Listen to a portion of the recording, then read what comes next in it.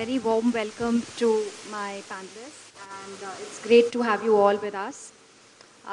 Today, we were thinking about the kind of topic we should have, and we thought this would be very interesting at a time when India Inc. is seeing a lot of companies, big companies, family-run organizations are seeing the Gen Next take charge of leadership. We've seen several announcements recently. So we thought this was a very topical issue to have. And, I would like to start with you, Mr. Ramkumar. Really, does HR have a role in developing future leaders in our organizations in India? I would like you to open with your thoughts. My experience is that HR does have a seriously important role to do it, whether it is a family-run organization or whether it is professionally run. Because I do not want to call the other organization professionally and family-run as family-run, because most family-run organizations in India are also at certain levels very, very professional actually.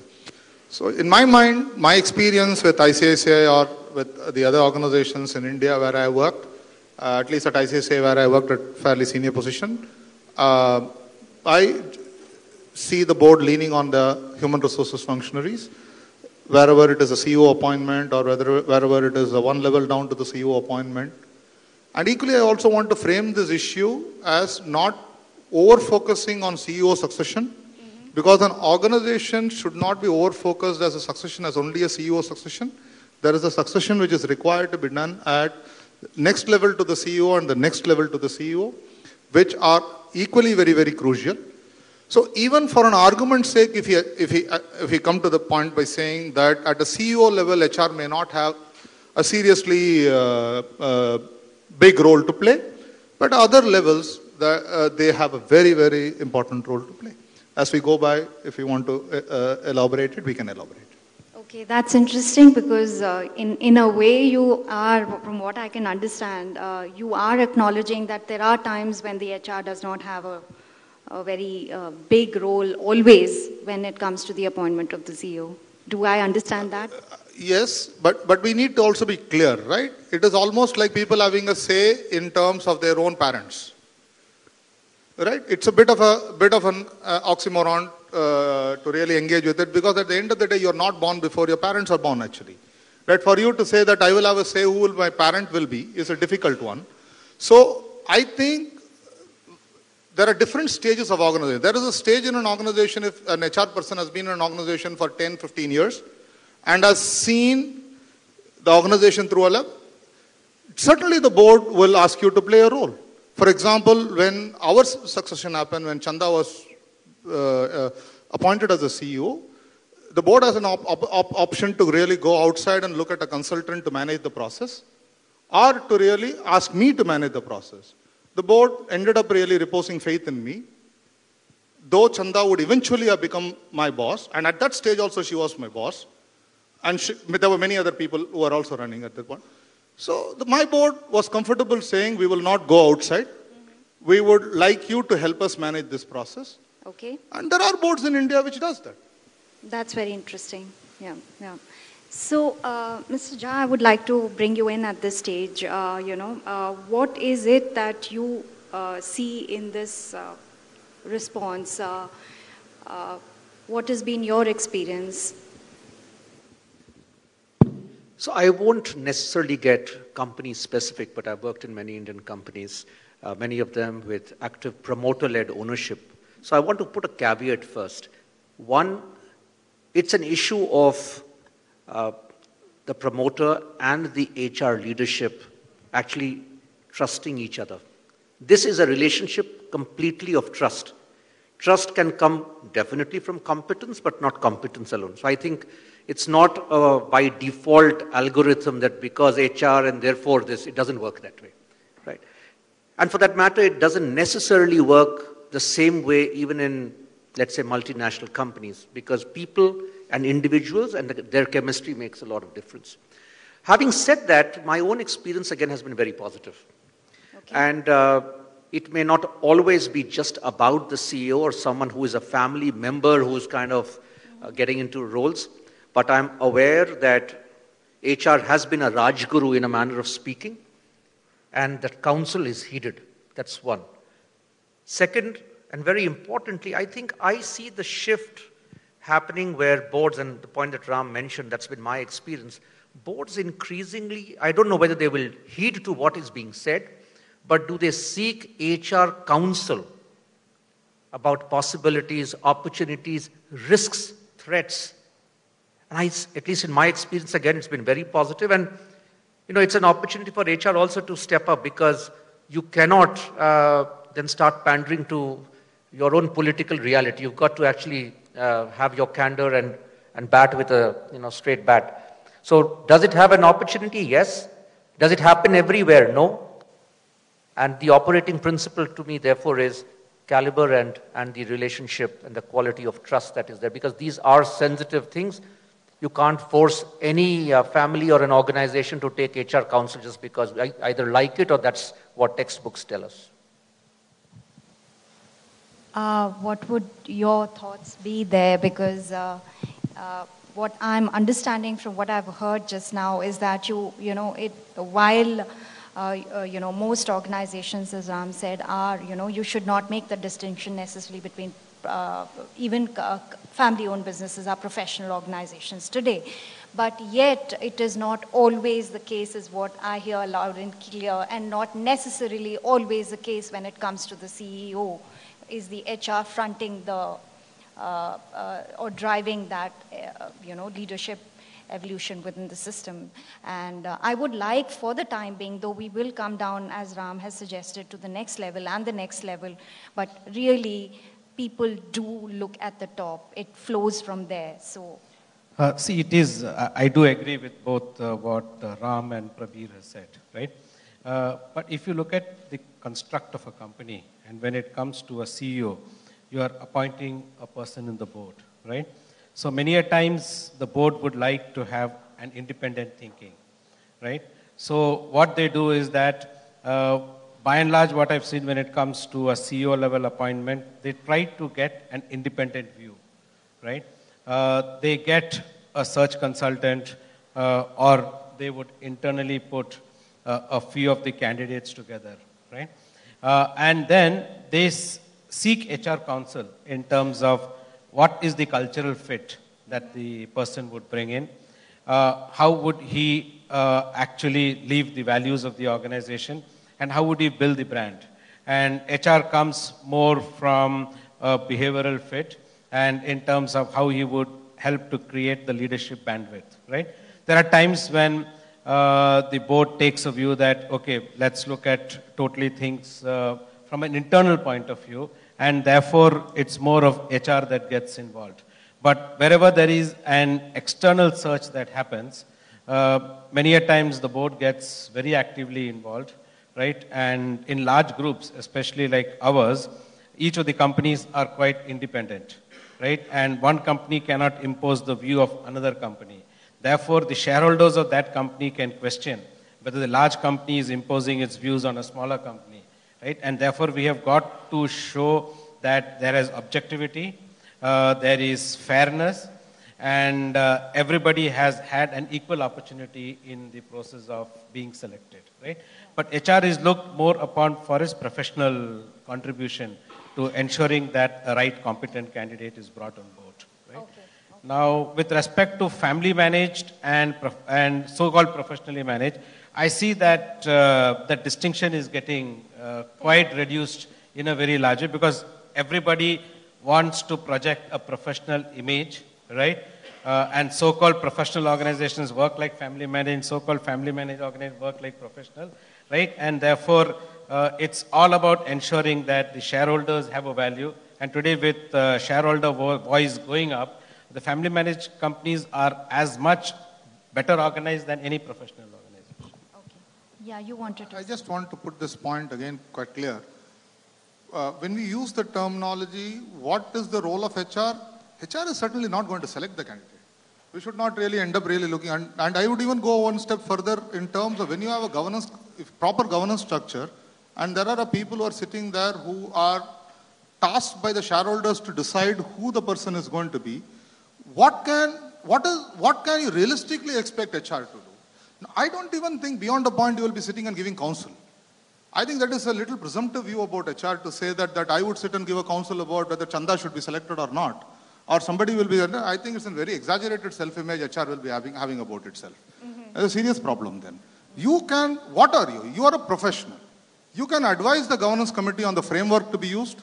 You can advise the governance committee in terms of a process you can adopt.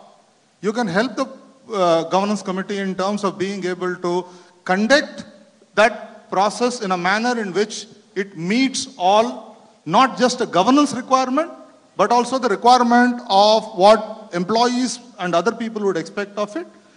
That is what you can realistically do.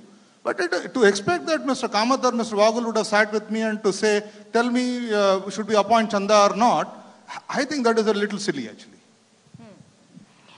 I saved the last of this series for you, Anjali. You look at governance issues.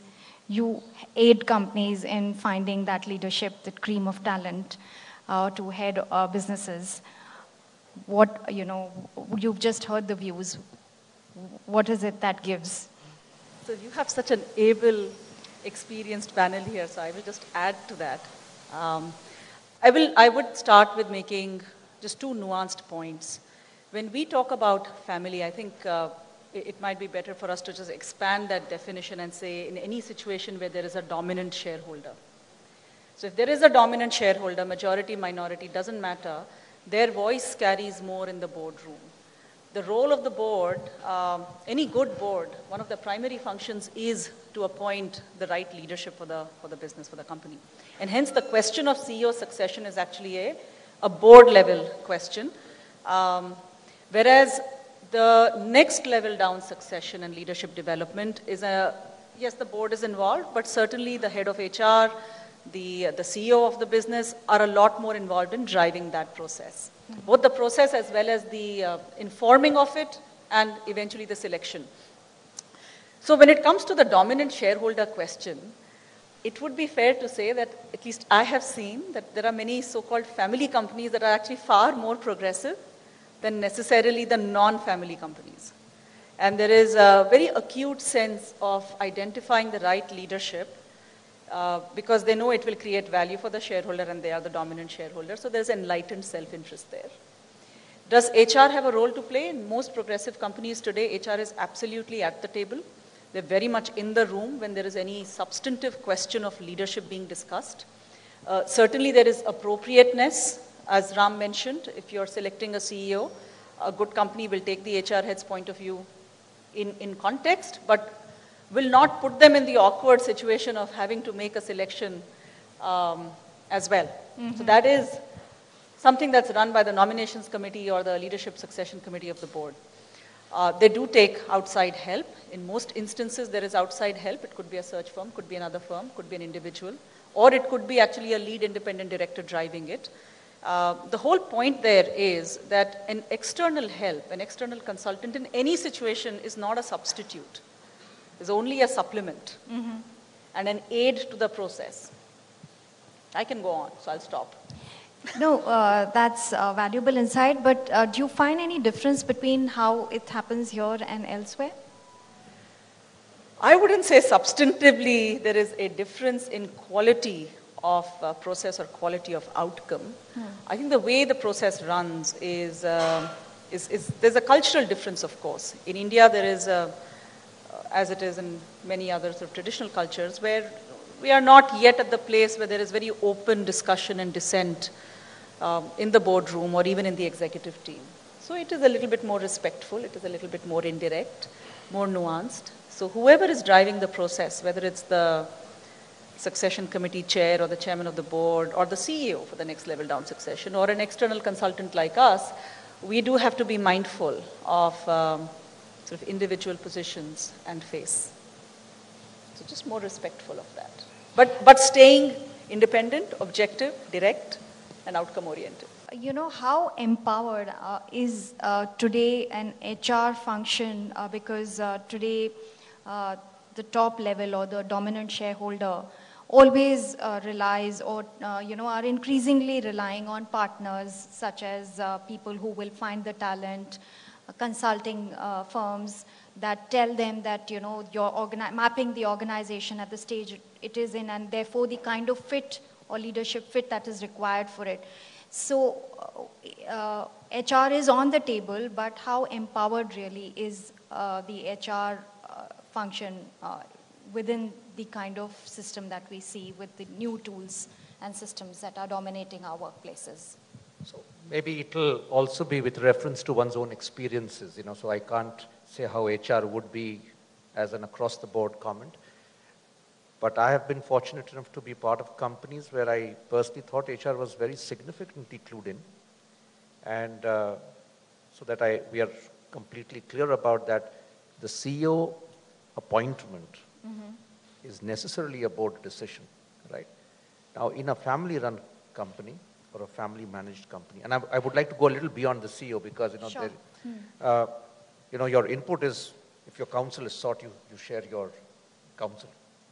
You can't say, I don't have a point of view. We're being asked. Yeah, yes. this question was actually Right. intended also. So it's important to be clear that if you're not asked, you don't say, hey, you know, I've not been asked. That's not the point. But the point is, should there be a comment, especially if you're promoting someone from the professional cadre as the CEO and making a choice? And so if the board were to ask you that question, why would you not share your opinion? You must. And you must do it as professionally, fairly, and competently as is needed. But the larger issue, I still retain my view that, see, what is HR? It is not just the function. HR is always the person, especially for the kind of senior level roles that we are talking about. And what is your own personal standing in that organization? Are you someone who's seen as a person who has a counsel? At the end of the day, even if you were to hire a search firm, if you do you need to do not need to do? Which search firm you need to hire? I think, you know, it's a consultative process, and to me, and therefore I'm a little wary of making a sweeping comment that is it HR and board and CEO. It's all with reference to what is the operating network, relationship, trust levels that exists between the two sides.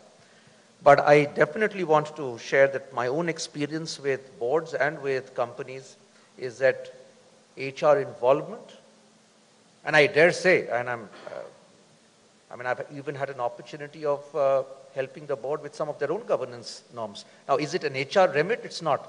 But if they need your help somewhere, you of course, help them. But that prerogative is that with the board.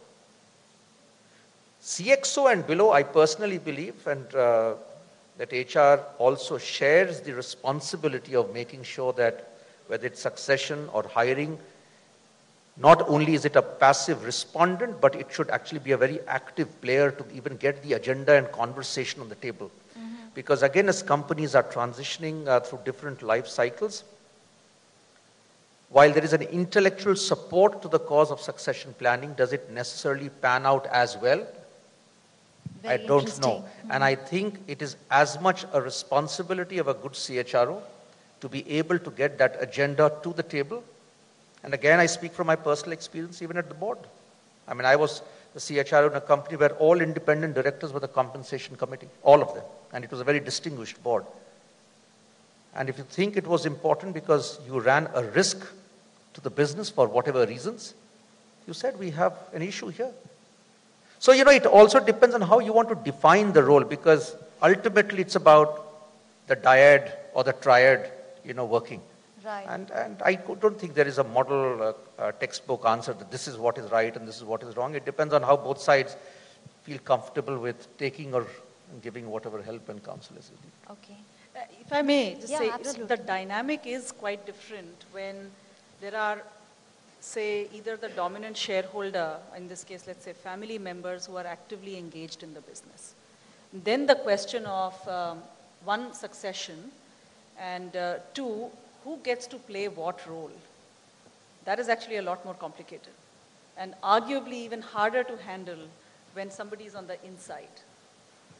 If you're an executive on the inside as a CHRO in advising whether it's the chairman or typically a shareholder member or the head of the family on what happens to the next generation and who does what. Okay.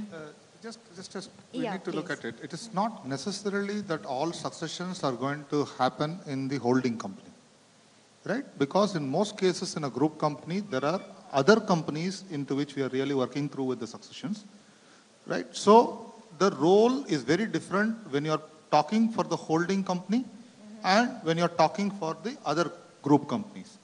And in other group companies, when you're really talking about, as Prabir rightly said, the standing of the HR person in terms of his credibility, professional and otherwise, determines what roles that person plays. Ultimately, it is not the role, it is the person. You know, what is the standing the person has in the system? And over a period of time, what kind of a chemistry that person has developed with the governance committee. It's not only your CEO and the independent chair. In most well-governed companies, the chair is independent, right? So the role of finding a successor is not with the CEO, but with the chair. So that determines in terms of what kind of role you end up playing. And I can say, at least if that is there, the role is a pretty substantive one. We need to look at it. And let me also add a second point. Even let us say if it is on the holding company, right? In terms of whatever we are really talking about. We need to remember most Indian organizations, well, what we are really talking about are possibly into the second or the third generation, right?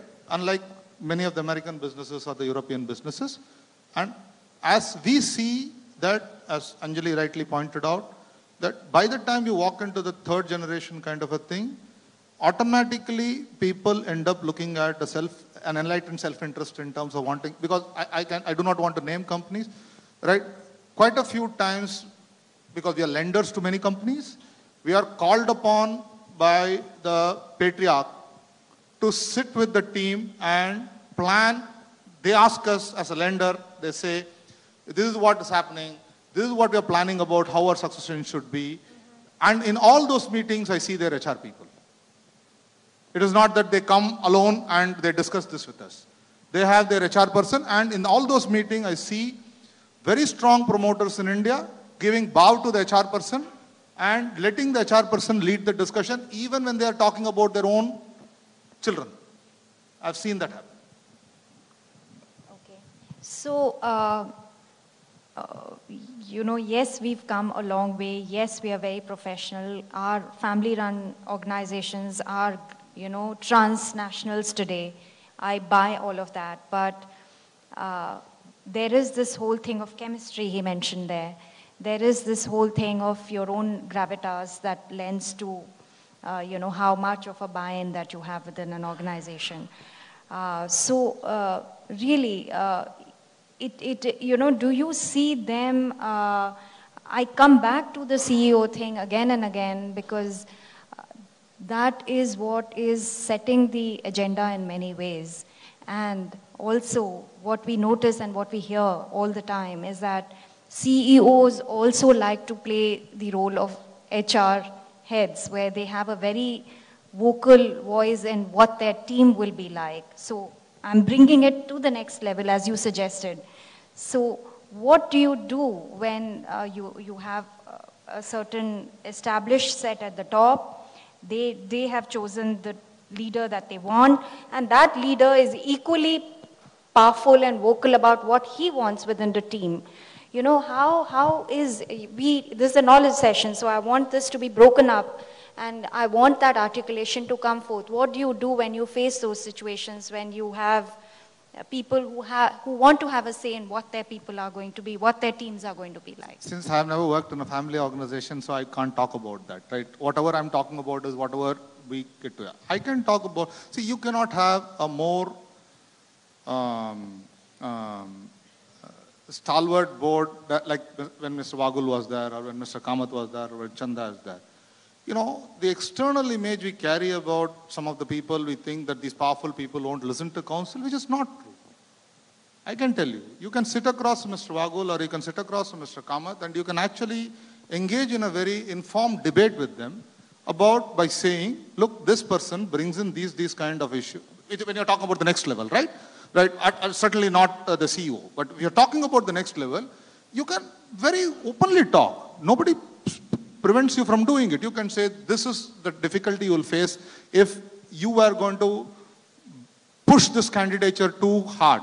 And please remember again, even the next level in listed companies is run by the governance committee under the supervision of the independent chair. And in good companies, the independent chair is a heavyweight. It is not that the independent chair is a pushover. Like for example, today Mr. Kamath as an independent chair of ICICI is no pushover. It's very difficult for Chanda to really go back and tell Mr. Kamath, I've selected this person, so put a rubber stamp. Or Mr. Kamath to have walked in and told it to Agul was impossible. Right? So we need to, so under those circumstances, right, people do consult. But a good HR person is somebody who understands, and if he's a mature person who understands, I have a professional role of putting all information relevant on the table, but I should not play an advocacy role.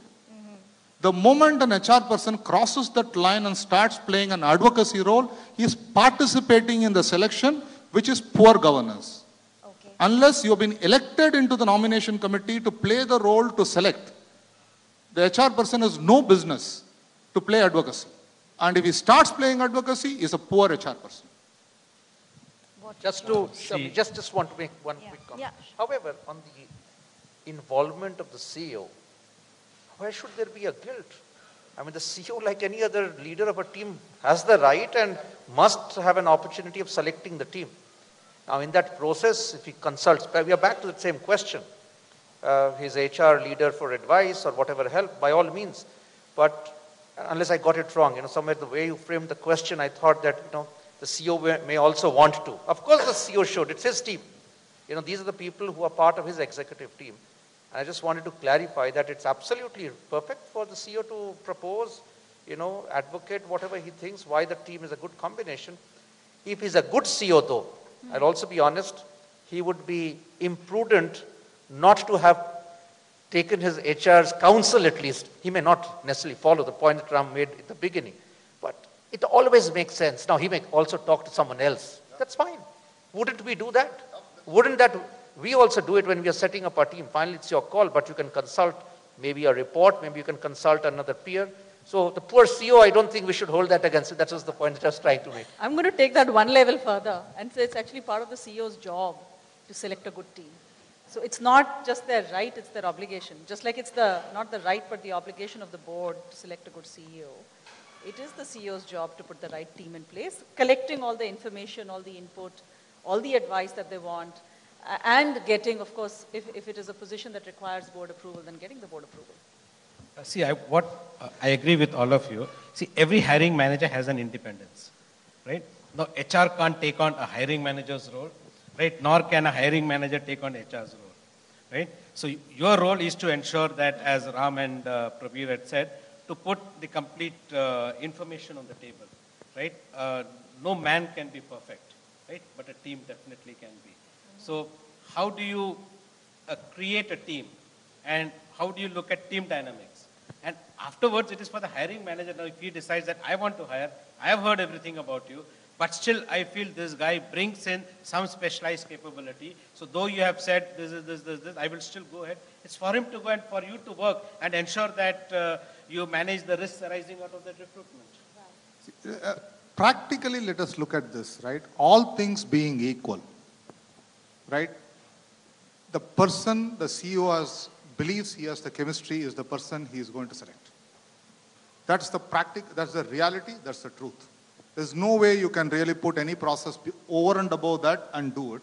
It's just like a football team captain or a cricket team captain is going to finally say, he's not going to play a lame duck in the team and lose the game. Nobody is going to do. So finally when all things are, and the way it also actually happens is, that is the deference the governance committee shows to the CEO. The governance committee will finally tell, this is our count. The way it works is that, sit down and the governance, you discussed, you come down finally, possibly in a case where you come down to 2 people, right? The governance committee will talk and say, look, these are the qualities of this person, these are the qualities of this person, right? And in our view, we believe this person brings in this kind of strength to the team, this person brings, both are equally good, please understand. Nobody's a slouch to say, he's a bad guy, I don't want to take this guy. Then they look at the CEO and they ask the CEO, what's your vote? Then the CEO says, and it's not that the CEO generally says, I will go for this guy. She explains, she says that in this kind of an economic context or in this outlook for the next 5 years, this is the reason I think we should look at this person. It doesn't happen in that. Then she leaves it to the governance committee. And at that stage, if the governance committee doesn't have a violent disagreement with the CEO, they always go with the CEO. But on the other hand, if the governance committee believes that that's a wrong judgment the CEO is making, the governance committee will still push back. They would say, do you want to consider it one more time?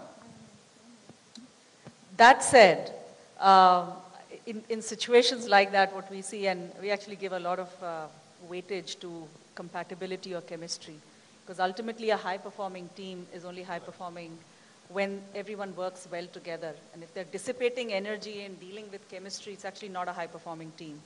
So all else being equal, no one's going to sacrifice smart, capable business leaders will not sacrifice capability and merit at the altar of chemistry.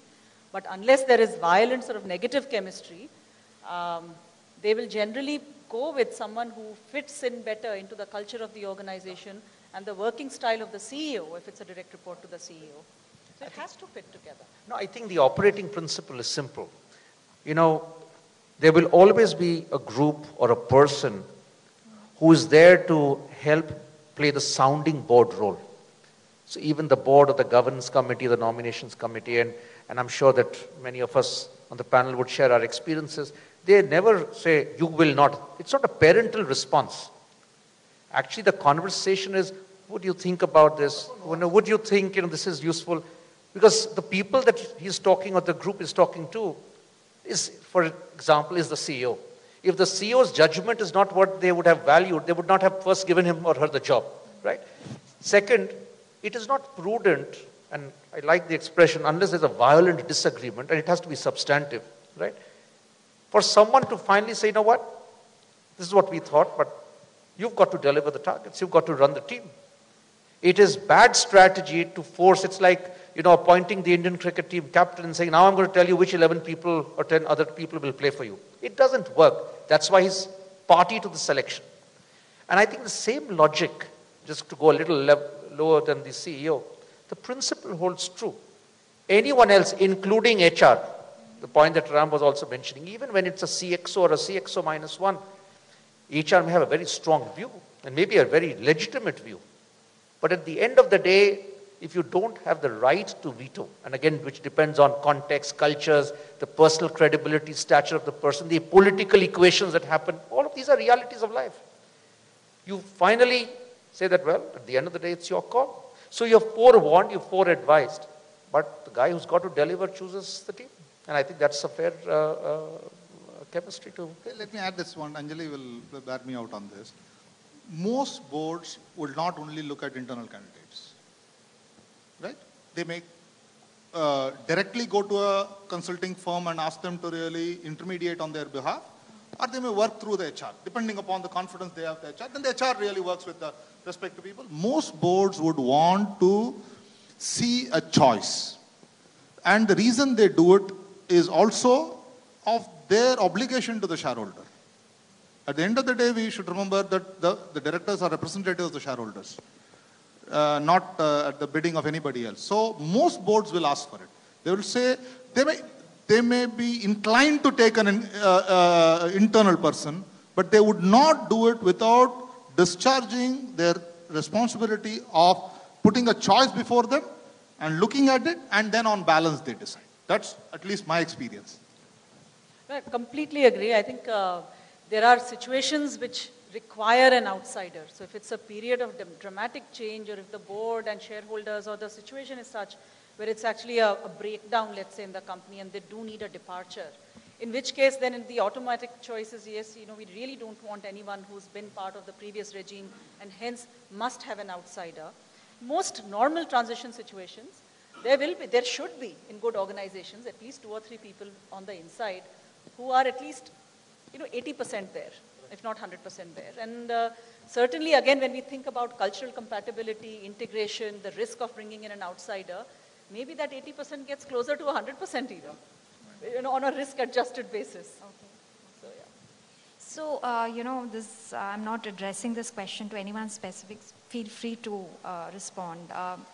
You talked about bringing in somebody at the CEO level who fits in with the culture and values and what the company, and sometimes it's a departure. But as a HR head, how do you manage when somebody is brought in from outside who who and necessarily should have ideas on what the team should be like, and juxtaposing that with internal grooming of talent? Sometimes those could be at odds. You also have a process where you have talent within the system. You need to groom them, show them a line of sight, groom them for that leadership. So that it's a vast organization. You already have a system in place. How do you balance the two? Now does it become a key HR role or still not? See, you have well orchestrated talent management process, right? So a CEO will build his team. You have got an internal talent pool which is available, right? So we always bring on table what's the type of talent available, where is it that we would like to take people to go, right? And I'm talking about senior talent. Yes, senior talent, right next to the CXO, right? So it happens many times in our group also when a new CEO comes, he would like to bring his own talent into this thing, right? Now we have a very strong internal talent development process, right? But even at that point of time, we weigh an external candidate with an internal candidate. If the difference is only 10 to 20%, then the preference is given for the internal candidate. Are you able to sort of see, it's a convincing drive process. that process? It's a convincing process. So you have got to show him why this candidate is better. And if he has a very convincing thing, we have to accept it. Ultimately, he is running the business, he is delivering the result, and he is answerable to the board. Right? So you can't come and impose your views on him. You have got to share what is the right thing to do, and then go by him and help him to succeed. We are not here to impose our own thing, Right? Then always talent, there would be a gravitas in some other this thing. It is not necessary that we have got to push all internal candidate on one CEO. When you have a large group, you have got several positions that come in, then you will keep rotating, and then you will find the right role for the right talent. Shamli, let me again bring this back and repeat the point I've said many times again, is that no CEO has such unbridled power, at least in what I've seen in Hindustan Lever or in ICI or in ICICI Bank today. These are three companies I've had the privilege of working very close to the board. Though I was fairly junior in Hindustan Lever, I worked with a subsidiary which is Brookbond Lipton. There I happened to be pretty close to work. Nobody, not even Mr. Gopalakrishnan when he was there, this thing, not even K.K. Dadi Seth, not even Mr. Kamath. I'm talking about the who is who of India. The who is who of India cannot walk into the board and use all the directors as one doormats and say, Johnny, sir, we have selected this guy comes in. Not possible. Yeah, we have to change that view which we carry about CEOs, iconic CEOs. It's not, and they are too smart not to do it. I can tell you, no iconic CEO will ever do it and antagonize the board, because he has many more important things to get through the board than simple an appointment of one person into the senior job. So that's one thing we should remember, right? They're politically very astute people, these people. That's why they got to that level. They won't antagonize the board on silly things like appointment of somebody, one. Two, right? We come back to the role of the HR, right? The role of the HR, I don't believe we should go into a role holder called HR. Whoever in the company, whether it's a CFO, whether it's a HR head, the CEO sees as a buddy who he respects and believes his counsel is worthy. That person will play a decisive role. Now, if you have a lame duck HR person in the company, because you are the head of HR, fine. Too bad for you. Nobody is going to come to you. Even if you are not on the board in your company and you are an HR person who the CEO has trust, he will come to you still. You may be 2 levels down to the board, but in the CEO's mind, he believes you're a credible, competent person. That CEO would not do a job without calling and sitting with you and using you as a sparring partner and clarifying his thoughts. I think it is very important to get that point of view across, because I shared the same thought, that ultimately it is the person, not just the function. That's one. Second, I just want to give a little different spin. I mean, I've had a first-hand experience. Very big company, expat CEO comes into the organization. So it's not straight about person X or Y or Z. I think one of the big things as you help him settle in is also to help him understand, and that was a question the person asked me in the first hour. In your mind, what do you think is working well, what's not working well, what are the strengths, what are not the strengths? He doesn't know any person. We are not even discussing people. I think what the person takes time as he smells and sniffs the environment, the market, the business, is first the structure. Because, to assume that organizational structures are static is not a fair assumption. Each CEO, depending on which way he or she wants to take the company forward, may revisit the structure. And you can be a thought partner to that as well. And that was a role I played because, how unwieldy is the system? Does he want more? Does he want less? Does he want to split roles? Where does the focus get sharper, deeper? All of these are realities. Then you start looking at people. In fact, if the CEO were to start saying, oh, this guy, I don't like his face, which again, most good CEOs will not do, then HR also has to, in a way, say, hang on and hold on, because, that's where you are the fair player. You've got to be fair to him and his larger business needs, but you cannot afford to let anyone run amok, because you are the first line of defense to fair play. Then the board. And if you've helped him set... Prabir, if there is a seriously difficult problem between a CEO and her one down, too bad for that one down. No HR person in the world, however high, or the no chairperson can step in and do any holy thing in that. Bad luck. This is like saying that you cannot be playing in Indian cricket team without having the trust of Mahendra Singh Dhoni. Whatever the selection committee can do, whatever board of control of cricket can do, whatever the media people can do, Mahendra Singh Dhoni will find a way to put you in a place where you will not be able to do anything. So Ram, the thing is, if I'm with you, if there is an exit decision, life is easier. In many companies, actually, there are more shady ways of doing it. You might still be in the CXO team, but you are marginal. You see, and there are these kind of realities that happen. Now again, progressive boards, progressive governance committees, HR committees, compensation committees, and I speak again from some of my experiences. They pick these things up. It's not that people don't know, and they ask you very, very pointed questions. And as a CHRO, I guess you are expected to also play true and fair. At the end of the day, will they intervene with the CEO? You don't know. And it is not your remit that, no, I'm going to force the board and the CEO.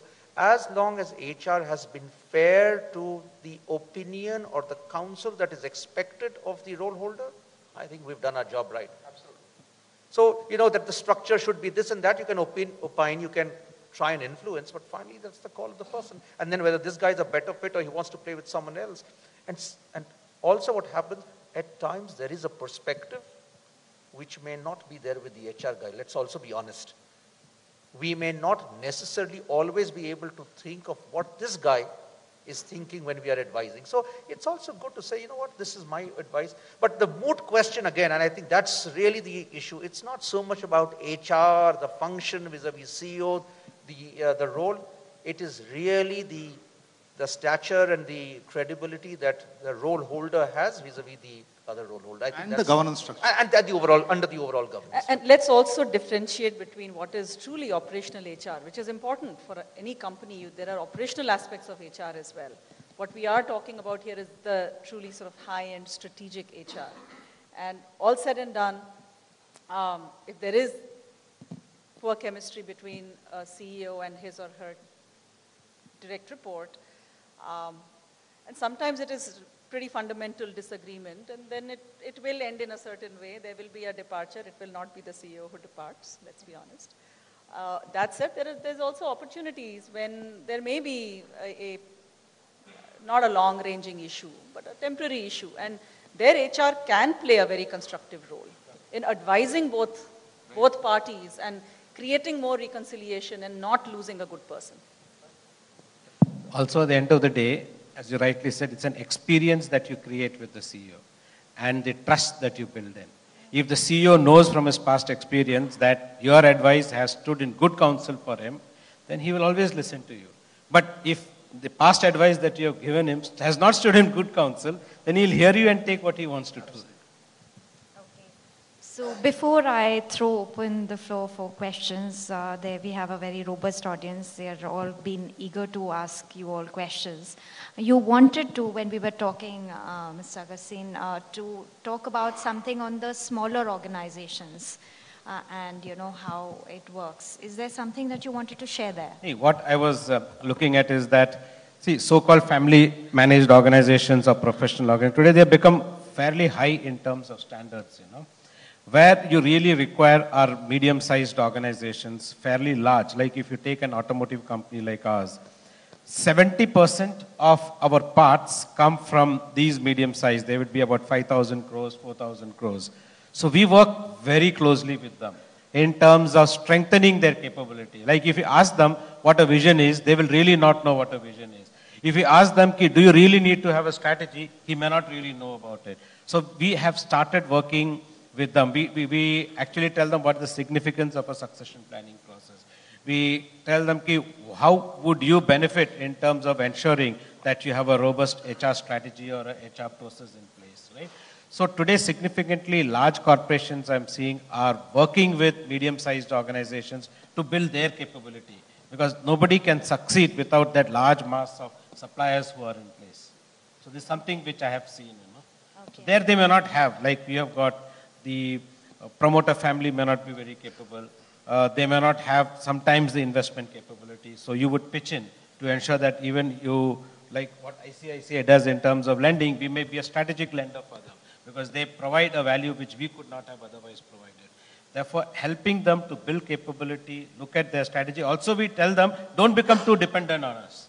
So our mergers and acquisition team will work with them to ensure that they become less dependent on us. So this is a trend which I'm seeing, which is happening in medium-sized family organizations which work with large organizations. Okay, that's interesting. So you're actually helping them build their next line of next line, their capability, their succession planning, their risks. If they've got industrial relations issue, we get very much involved with them. We may not be in the front, but we will advise them what is it that they need to do at that point of time. Or if you look in terms of, because our success depends on their success, we also look in terms of the leadership bandwidth. How good is the leadership bandwidth and what they need to really strengthen. We depute our people to work with them to ensure that their capability goes up. So there's a lot of partnership that is really evolving. Okay. Yeah, so now we can have questions. The gentleman there,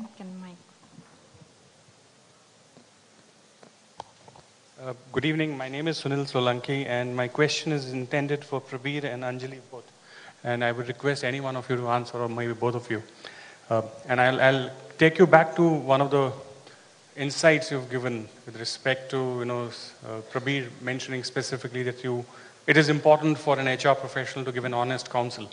And having done that, the final call rests with the CEO or the board, which is where the executive decision resides.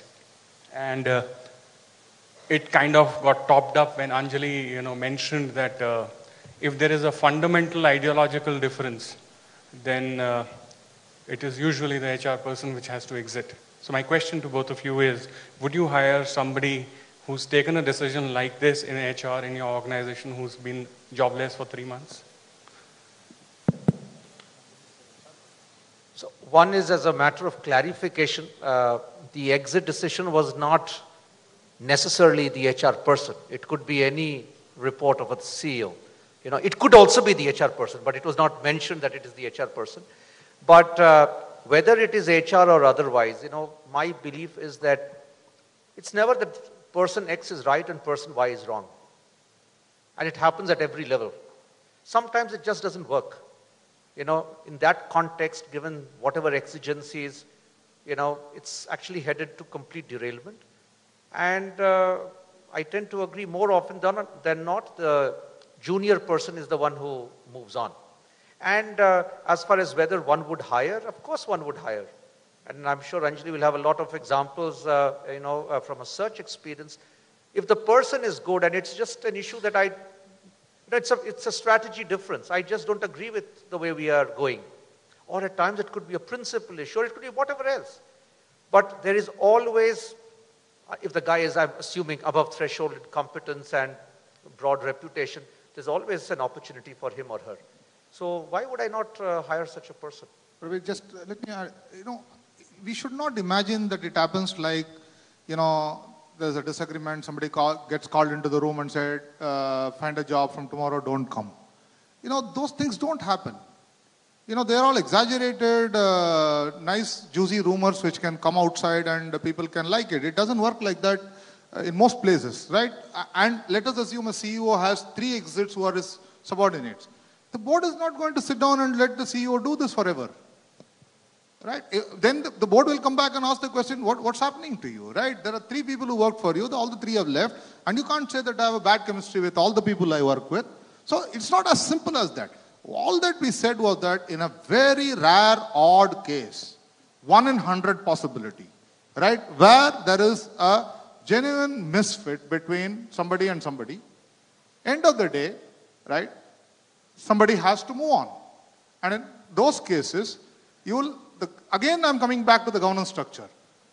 The CEO would have to go to the governance committee of the board and adduce reasons why he believes that this person is not a fit in his team and take the concurrence of the nominations and the governance committee.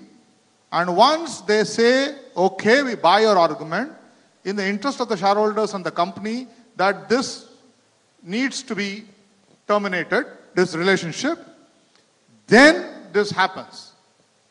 At least in the companies I have worked, that's how it works. So let's take an example where perhaps the governance structures and processes are not quite as robust. And there is genuinely poor chemistry and severe ideological differences and so on, and they are unable to work together. I think what all of us are saying here is it's not the HR person who has to leave. So we still have a job. Exactly. So HR is sort of safe there. If the CEO cannot get on with their head of sales and marketing or vice versa, it's the head of sales and marketing who will leave, not the HR person. And will they get a job? Absolutely. At this level, most people, assuming they're competent and otherwise good people, and there's nothing particularly negative, but these situations can happen to anybody. This is like President Obama can't work with Colin Powell. Colin Powell has to go. Can't do much about it. And it doesn't mean that Colin Powell is bad. Yeah. Or he cannot get another job. Yeah. Any other question? No? Yeah, please. I thought of going beyond this because most of the discussions focused around selection of CEOs. But in day-to-day activity, if I look at the HR, it is beyond that CEO level. If I look at how we groom, develop leaders who could be our future leaders in terms of mental. Now, if I look at SME or per se, some of the companies which are very much short-term oriented, they look at the result quarter and quarter and they don't focus on long-term. There, the leadership development somehow get impacted. Even if HR has a pipeline of, say, talent, saying this is what my talent pipeline, this is how I want to have the talent development plan and the process in the organizations. But at the end of the day, somewhere it takes the second track. So I'd like to have the panel's view on this. When the focus is very much short-term oriented because it's a volatile market outside and things are not as you expect in a very stable conditions, how this leadership development per se will take its actual role. See, what you have said is a reality in medium and small scale industries. Their focus is current, so they hire people for what they are useful, afterwards they fire them. Right? But it used to be a thing of the past. Today, small and medium enterprises, their managers work very closely with the people to whom they supply goods for. So we question if our supplier takes very quick decision on his talent. If the turnover is high in our suppliers' businesses, we ask them, why is the turnover high? Why is it that you are not able to retain your people? Because it affects the quality of our products, right? Now, in which way can you support? So they come and participate in our leadership development process. Because it's not possible for him to really invest. He operates in very small margins. So we go out of the way to help him to build talent. So this is what is the trend which I am finding, is large organizations partner with smaller organizations with whom they have stake to ensure that they build the leadership pipeline, they ensure that they put some leadership development process in place, and they encourage them to make it as professional as possible. Let us one thing, let's be clear. What are we talking about? We are talking about a power process and we are talking about a political process. Now, if you don't understand that this is what we are dealing with, then those HR people in those companies will struggle very hard to manage these processes. Because somewhere around our MBA education has thought these are dirty words. They're not dirty words. They are the reality. And if you don't have the stomach for it, you shouldn't do this job. Can I have this mic? Yeah. I know you'll probably want to shoot me for stopping this very, very interesting discourse. I can see Shamni, she's smiling. But we'll take one last question from you, sir. You wanted to ask something. That was not a question. It was much more to add on to what Ram was saying. Times out of number, we have this very senior candidate sitting before a panel and trying to impress the panel that they can't understand the politics in an organization, and that's a shortcoming. But that is indeed a shortcoming, because when a candidate is telling the panel that he can't understand, number one, the resource allocation process, the decision-making process, the power distribution process, and he's vying for a senior position in an organization, he's sure shot trying to tell the panel indirectly that I'm going to be a miserable failure because I won't be able to understand how resources will be allocated, what the de facto organization is, what the de jure organization is, how decisions will get taken in such an organization, and he's still trying to tell you, select me for that position. Right, so we'll take 2 minutes if anybody wants to react to that. Yeah. On politics, I think the best HR leaders see the lines of power. They understand the political chessboard in a company, and every company has one. The key thing is to not get involved in the game. To know there is a game, who's playing what, and there is, all the games are being played to win. Remember, the winning of the game is not for the individual, it's for the entire team. So the team is playing to win. The HR lead, whoever it is, board member, CHRO, whoever it is seeing all of this, but not playing it. On a lighter note, I just want to make, my last, Sure. Mr. Ramkumar. See, it's like, cholesterol. Good cholesterol, bad cholesterol. Politics is good politics and bad politics. That's the reality of life. I would be lying if I say that, if you can't do good politics, chances are you're not likely to go further. Because every coalition, every influencing is a political behavior inherently, right? But as long as we can keep the bad politics out, it's fine. But completely with Adil that at the end of the day, this is a reality, and the higher you go up in the hierarchy, not just HR, this is important. How do you get good politics in, and how do you keep the bad politics out?